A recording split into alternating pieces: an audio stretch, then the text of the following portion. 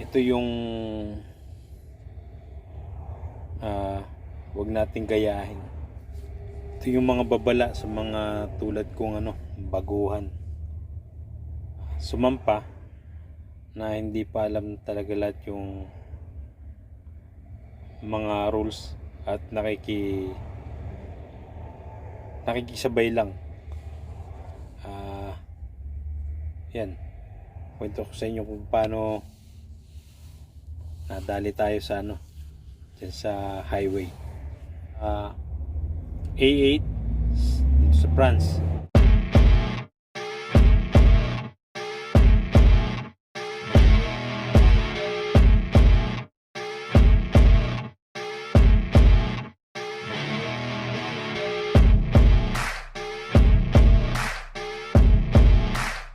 Bagong sampa, bagong pa-welcome.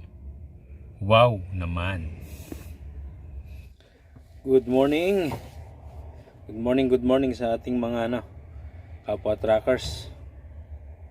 At lalo na sa baguhan at yung pupunta pa lang. Kasama ako sa baguhan dahil kasasampa ko lang ngayon. Solo tayo. Nangyari kasi nagkaroon tayo agad ng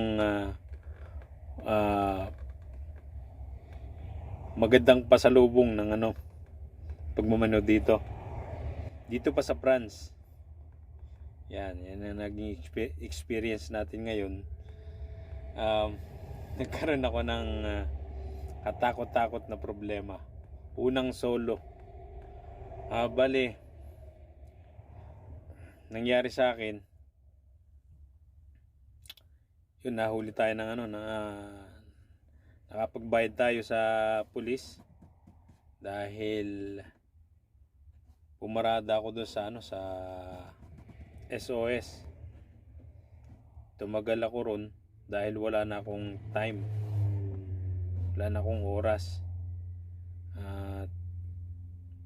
Kala ko naman okay lang kasi may kasama ako nung nakarang araw. Bali convoy kami, balay. Wala na rin time, pumarada kami dun sa may ganun din. Pero wala namang lumapit sa amin. Walang nanita. Pero ito ngayon, hindi ko akalain. Ang galing mo talaga, bright ka. Pumarada ako dahil wala na nga tayong oras. Ang dami ko nang dinaan ng mga gasolinan, mga parkingan. Puno talaga dito sa ganito pala rito sa France talaga pag alanganing oras na.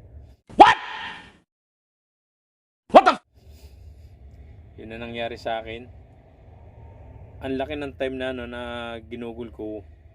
Halos 2 oras naghahanap na ako ng paparadahan. Talagang wala akong makita, puro puno. Inisip ko sa may mga unahan pa makakita. Bakit yan na inaasal mo? Ano bang drama mo sa buhay? Ngayong kaso nauubos na talaga yung oras natin hanggang sa natitira lang sa akin 5 minutes.